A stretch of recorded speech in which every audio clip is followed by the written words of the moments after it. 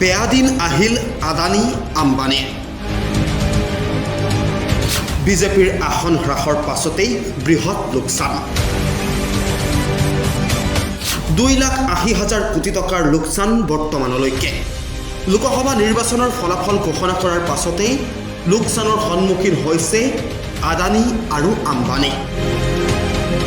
হয়, বিজেপিৰ আসন হ্ৰাস পোৱাৰ লগে লগেই মুকেশ আম্বানী আৰু গৌতম আদানী লোকচানৰ সন্মুখীন হৈছে। 1 কোটি 2 কোটি নহয়, ৭৫,১৪৬ কোটিৰ লোকচান হৈছে আম্বানী। আনহাতে ৭০% হ্ৰাস পাইছে আদানী গ্ৰুপৰ শ্বেয়াৰ।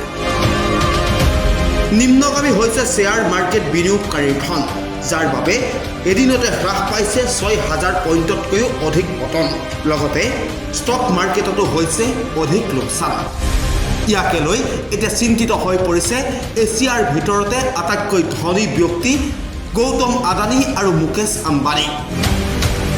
লোকসভা নিৰ্বাচনৰ ফলাফল ঘোষণা হ'ল।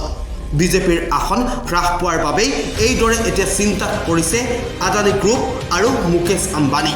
বহু কোটি কোটি টকা বিনিয়োগ কৰা ষ্টক মাৰ্কেট, শ্বেয়াৰ মাৰ্কেট আদি সকলোতে বৰ্তমানলৈকে ৭৫,১৪৬ কোটি টকা লোকচান হৈছে মুকেশ আম্বানী। ইয়াৰ বিপৰীতে 20% হ্ৰাস পাইছে আদানী গ্ৰুপৰ শ্বেয়াৰ। মুঠ 2,80,000 কোটি টকাৰ লোকচান হৈছে মুকেশ আম্বানী আৰু গৌতম আদানী।